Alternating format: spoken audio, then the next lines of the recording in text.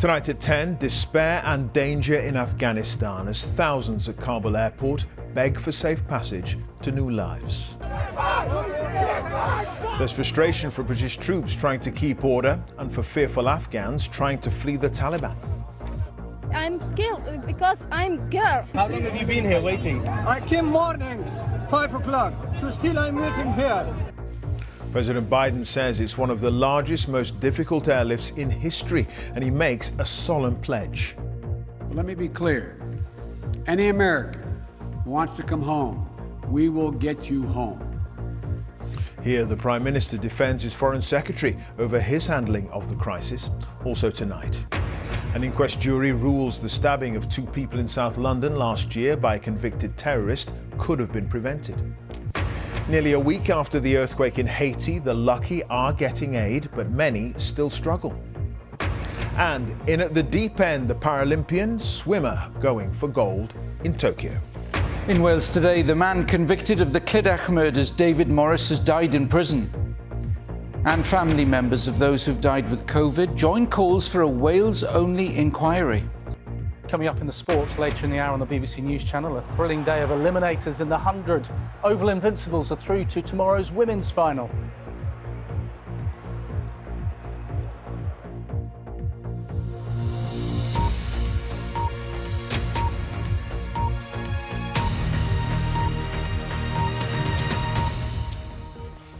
Good evening. Amid reports of executions and torture in Afghanistan by the Taliban, thousands of people continue to mass at Kabul's airport in the hope of being flown out of the country to safety. At times, British soldiers guarding the perimeter have struggled to keep the crowds of desperate people at bay.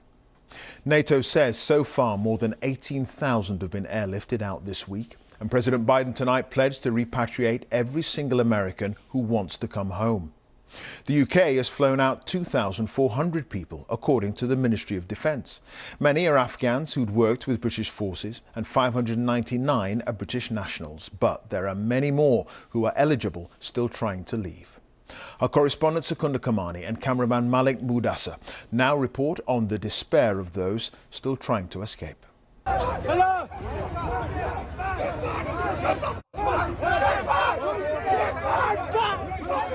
Panic and chaos close to Kabul airport. British soldiers guarding a secure compound for those being evacuated. British passport holders in the crowd desperately trying to get through. Like this Uber driver from West London. This is the kids. We are waiting. How long have you been here waiting? I came morning, 5 o'clock, so still I'm waiting here. In the last 3 days, I'm trying to go inside. And they won't let you into the hotel? Yeah. Even though the embassy has told you to come here? Yeah, he said. Even more distressing scenes at the main entrance to the compound. British soldiers trying to keep the crowd back. This is a scene of total and utter chaos. Many of the people here don't have any permission to board an evacuation flight, but they're so desperate that they've just turned up here anyway. That's making it extremely difficult for those who have been told to come here by the British Embassy to get through. My family, my newborn baby. Amongst those trapped by the crowd, this former British Army interpreter. His wife gave birth just 2 weeks ago, and he's deeply worried about the baby. Maybe I lose my kid, and maybe she is not good. She's not good, my wife. You can't stay here. I can't stay here. Look at the situation. Look at the dirt all over here. And nobody, until now, I'm here since the morning. I came here, Taliban lashed me on back. Most of the people here are in a state of total confusion. They don't know how they can, but just want to leave the country before the evacuation flights end. What makes you think you'll be able to travel? This woman says she was a player on the national basketball team. I'm so scared because I'm girl. My life is danger. I'm boring. What? As the day goes on, some of those who are meant to be here eventually get through, including the family with a young baby. Many others are still struggling though. Even more who want to leave but can't will be left behind. So kind of the situation there at the airport is obviously desperate, but how would you sum up life in other parts of the capital? Well, Clive, really distressing scenes, as you say, at the airport again today. Many people in such a state of utter confusion. They keep coming up to me asking if I have any information on what they can do to get out of the country. Well, elsewhere in the city, things outwardly at least are much calmer. Shops and restaurants are generally opening up. And, you know, on the one hand, some people are taking some reassurance from the more publicly conciliatory tone the Taliban have been adopting. On the other hand, reports have been emerging of the group targeting other Afghans. We've had allegations today that the group were responsible for the murder of a relative of a journalist working for a German outlet. Amnesty International talking about the Taliban being behind the massacre of 9 members of the Hazara minority last month in Ghazni province. But things are not black and white, because members of that same minority community yesterday here in Kabul were able to celebrate peacefully an important religious festival. But that uncertainty is adding to an atmosphere of deep anxiety amongst many Afghans. OK, Suganda, thank you for that. Suganda Kamani there live in Kabul. Well, Boris Johnson says the latest assessment is that the situation at Kabul airport is now stabilising, and tonight President Biden promised Americans in Afghanistan, "We will get you home." But he also said US forces were carrying out one of the largest, most difficult airlifts in history. Make no mistake, this evacuation mission is dangerous. It involves risks to our armed forces, and it's being conducted under difficult circumstances. I cannot promise what the final outcome will be, or what it will be, that it will be without risk of loss. Well, our North America editor John Sopel is at the White House. John, was this a more chastened president we heard today after the events of recent days? Yeah, I think it was a more sombre assessment that we heard from President Biden. The thing that struck me most about it was the extent to which the world's most powerful armed forces are almost entirely dependent on the goodwill of the Taliban for this process to unfold in the way that the Americans want it to. Now, Joe Biden said that any American who wants to leave Afghanistan is able to do so thanks to the cooperation of the Afghans, the Taliban. That's not the way journalists on the ground are seeing it. And interestingly, General Austin, the US Defense Secretary, has briefed lawmakers on Capitol Hill and told them that Americans have been beaten trying to get to the airport. And then there's the position of the translators, and Joe Biden says they must be able to come out as well. But think of the optics of it. You're a translator, you've helped the US Armed Forces attack the Taliban, and you have to present your credentials to the Taliban to get to the airport. So that has kind of left many people feeling incredibly frustrated and vulnerable. Now, Joe Biden dismisses all this and says this is all process, the policy is right. But the chaotic way in which the process has unfolded has left tens of thousands of people, Afghans, who have helped the Americans over the past 20 years, feeling very insecure, abandoned and betrayed. OK, John, thank you for that. John Sopel there live at the White House. Here, the Prime Minister says he absolutely has confidence in the Foreign Secretary, Dominic Raab, who's come under fire for his handling of the crisis in Afghanistan. He failed to call his Afghan counterpart to discuss evacuations after being advised to do so by officials. Mr. Raab said his priority at the time had been dealing with security issues at Kabul airport. Here's our political correspondent, Alex Forsyth. Arriving in a place of safety. This past week there's been a scramble to evacuate Brits and Afghans who worked with them. Planes drafted in to get people out. But could more have been done? There he comes. The Foreign Secretary, seen heading to Downing Street yesterday, has been under pressure. Are you going to resign, Mr. Raab? For not calling his Afghan counterpart last week about translators who'd helped foreign forces. Tonight, the Prime Minister said the whole of the government has been working virtually around the clock, hitting the phones to do what we can and to make sure that we get as many people back as possible. So how did events unfold? Last Friday, Dominic Raab was advised to call the Afghan Foreign Minister. He was on holiday in Crete. He says the call was delegated to a junior minister, because he was prioritising security and capacity at the airport on the direct advice of the Director and the Director General overseeing the crisis response. On Saturday, the Taliban reached the outskirts of Kabul.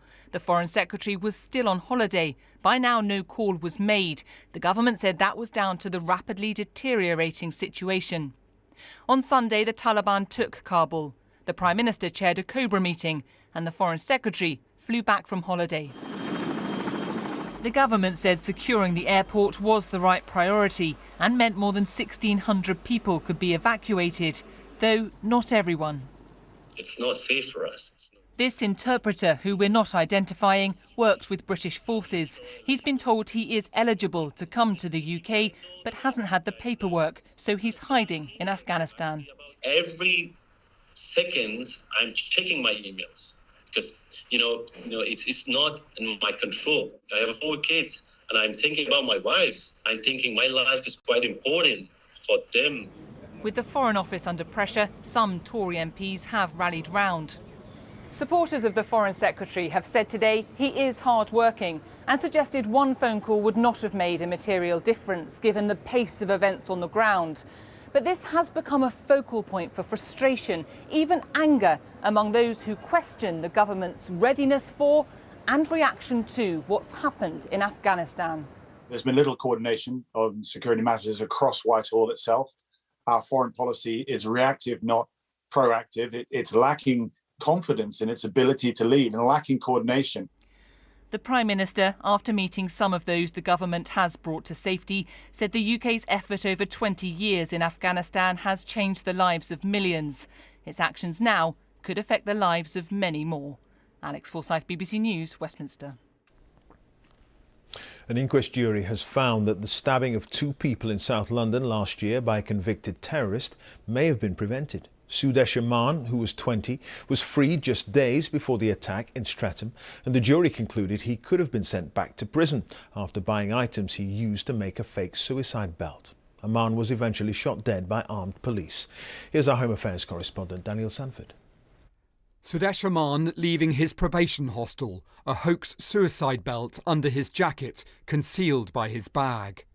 35 minutes later, armed surveillance officers had to shoot him dead outside Boots. This ain't real. Witnesses couldn't believe their eyes as police cleared the area. Aman died before they established that the suicide belt was fake. Police had real concerns about this attacker, both in relation to his extremist mindset and also what he may do on his release from prison. It's for this reason that they were in the right place at the right time to intervene and stop this becoming a murderous attack. But could it have been prevented? Aman had been arrested aged 19. Images found on his computer led to him being jailed for 40 months for sharing terrorist material. But the rules at the time said he had to be released halfway through his sentence. Those rules have since changed for terrorism offenders because of his case. In Belmarsh prison, if anything, he became more radical, mixing with Hashim Abedi, the Manchester bomber's brother, Ahmed Hassan, the failed Parsons Green bomber, and Abdullah Ahmed Ali, who led a plot to blow up planes with liquid explosives. The prison's intelligence system recorded that Aman, known as Faraz, wanted to kill the Queen, become a suicide bomber, and join ISIS. A pledge of allegiance to the leader of the Islamic State group was found in his cell. A senior counter-terrorism officer wrote to the prison governor asking if he could delay Aman's release, but he couldn't. So once released, he was followed everywhere by armed surveillance officers. They watched as he bought aluminium foil, parcel tape and drinks bottles, items they knew could be used to make a fake suicide belt, just like the one he was wearing on the day of the attack. The jury said an opportunity to prevent the attack was missed that night, as he could have been recalled to prison because his risk to the public had changed. On the day of the attack, Aman was being tracked through South London by a 9-man team of armed surveillance officers. When he went into the low-price store here on Streatham High Road, an officer being called BX87 to protect his identity was only a few metres behind. Aman stole a knife and ran out of the shop, stabbing but not killing 2 people as he ran along, chased by a pair of surveillance officers, their guns drawn. When a man turned on them, they feared for their lives and opened fire. The jury concluded it was a lawful killing. Daniel Sanford, BBC News, Streatham. The Independent Office for Police Conduct has revealed that the man who shot dead 5 people in Plymouth last week, then turned the gun on himself, was able to keep his weapons licence despite admitting assaulting 2 youths. Jake Davison, who was 22, agreed to take anger management classes, and his gun was only removed when a worker on the scheme raised concerns. But it was returned to him a month before the shootings. The SNP and the Scottish Greens have agreed to work together in a formal partnership at Holyrood, putting the Greens into power for the first time anywhere in the UK. The deal now gives the Scottish Government a majority to pass legislation, including a new independence referendum bill. But the agreement isn't a formal coalition, as our Scotland correspondent Lorna Gordon explains. On the Royal Mile in Edinburgh, the fringe is in full swing. Crowds are back, performers putting on shows. Hand up, Paul! Hand up! The big political show in town today, the deal between the governing SNP and the Scottish Greens. Their co-leaders smiling as they arrived at the First Minister's official residence, Bute House, taking the Greens into government for the first time anywhere in the UK. This, an agreement built on cooperation and consensus, according to Nicola Sturgeon, and one which she said gives momentum to calls for another referendum. I am determined that there will be an independence referendum in this Parliament. I said in the election, this agreement reiterates that. It's not about making it more likely. I think it makes it harder and indeed impossible on any democratic basis for a UK government to resist the right of the Scottish people to choose their own future. While united on wanting to see Scotland become independent, neither the SNP or Scottish Greens are hiding that there are policy areas where they are split. We agree on some things, disagree on others, and those distinctive voices can and will remain. That's why this isn't a coalition in the traditional sense, but that mustn't mean that we can't cooperate for the good of the people of Scotland, our climate and our environment. But it is the issue of independence which inevitably draws the most attention. A source close to the First Minister saying they think this deal shifts the dial on the argument for another referendum.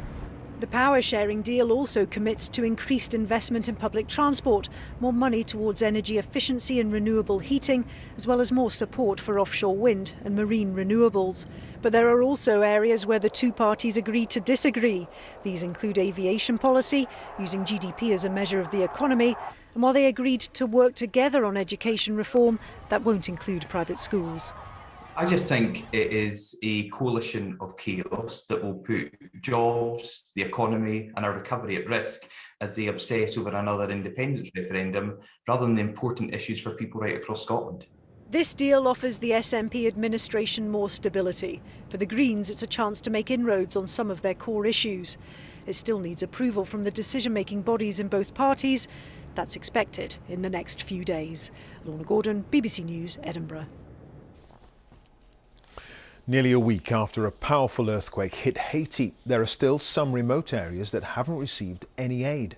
More than 2,000 people have died, with the epicentre of the quake in the southwest of the country. At least 12,200 have been injured and several hundred people are still missing. An estimated 135,000 families have been displaced. Our correspondent James Clayton reports now from the small town of Les Anglais, where an entire parish is in mourning. To get to the small town of Les Anglais, you have to take the coastal road. The town is 2 hours from Le Caille, and the road snakes through earthquake-scarred villages and even through a river. This is what's left of the town's church. A mass christening was about to begin just before the earthquake struck. The church had been filling up with people. Dafika had woken up excited. Her daughter was one of the dozens of children to be christened that day. The church already had a lot of people inside, so I was looking for a good place to sit. I put my bag down, and just as I was about to sit down, the earthquake struck.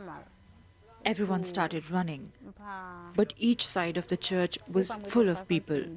I was holding my baby. I tried to get out of the front, I was so nearly out, and that's when it collapsed on me. Dafika suffered injuries to her head, back and legs, but survived. Her daughter, Esther, died in her arms. We were inseparable. When we went to the church, we were two, but I came back alone. I will never forget her. This is a town still in mourning. 22 people died here in the collapse, including many children. Auxil shows us belongings laid out in the cemetery across the street, including a christening veil, as yet uncollected. Sometimes I ask myself, does God exist, he says. It's too much. It's too much. Nearly a week after this earthquake, and the true scale of the devastation is still revealing itself. And that's why it's feared that the death toll here could rise further. Some help has started to arrive here, desperately needed food and clothes. But this earthquake has turned communities upside down. Trauma that may never heal.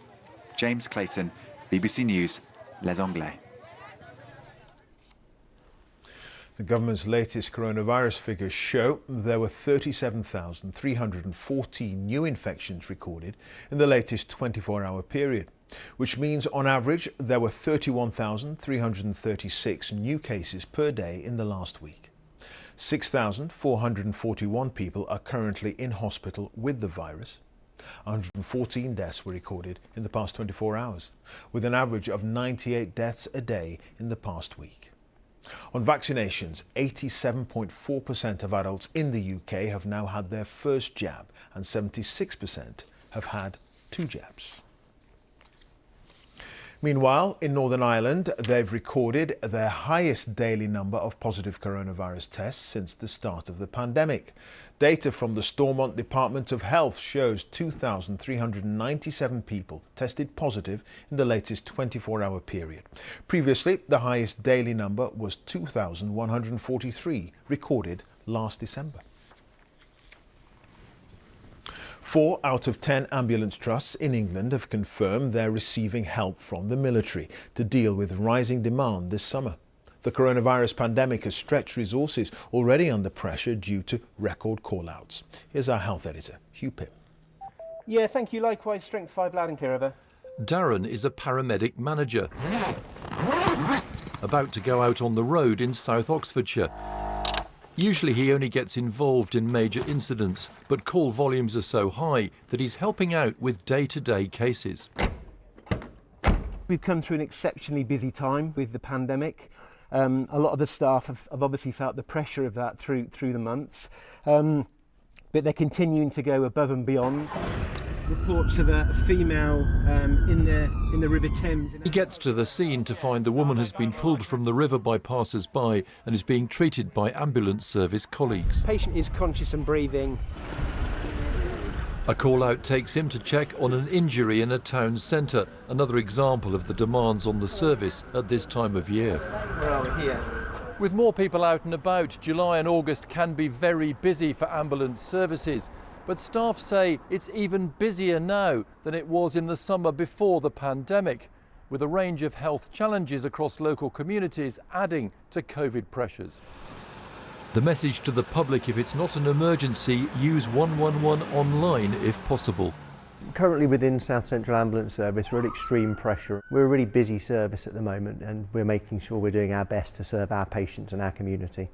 We've got staff that are off sick, we've got staff that are unable to attend work due to track and trace and other reasons. This service is using 10 military personnel to help support staff. So is the North East and 2 other services. NHS England said these were tried and tested measures in periods of exceptionally high demand, but unions say it raises questions. Topping up using short-term fixes like military aid, like private ambulances, are an indication that we need to have a rethink about how many people we actually need working in the service. Northern Ireland's ambulance service isn't using military staff, but there is support from crews from the Republic. Scotland and Wales haven't deployed MOD personnel, but all are feeling the same intensifying pressures. Hugh Pym, BBC News. The Paralympics get underway in Tokyo next week with the opening ceremony on Tuesday. Among those making their debut at the Games is the swimmer Susanna Hext. But the 32-year-old has followed an unusual path into the sport, having first achieved huge success as an equestrian. Our sports correspondent Andy Swiss has been to meet her. If my accident's taught me anything, it's life's too short. Because I'm lucky to still be here today, it makes you want to get as much as you can out of life. Powering to the Paralympics, for Susanna Hext, the latest stop on a remarkable sporting journey. From her earliest years, she loved riding, and Hext became a talented eventer when in 2012 a horse reared up and fell on top of her, leaving her with life-changing injuries. I felt like my whole world had fallen apart. I shattered my pelvis, broke my back, had a head injury, spinal injuries, crushed my shoulder. The thing that kind of kept me going is the London 2012 Paralympics was on TV when I was in hospital. So when my surgeon said, "You'll never walk again, you'll never ride again," I was kind of a bit like, actually, I really can do this. And she did. Hext returned to the saddle in para-dressage and became a triple European champion. Susanna Hext. But then in 2019, she was persuaded to try para-swimming with extraordinary results. Within months, she won 2 medals at the World Championships. When I'm in this pool or on a horse, I feel free.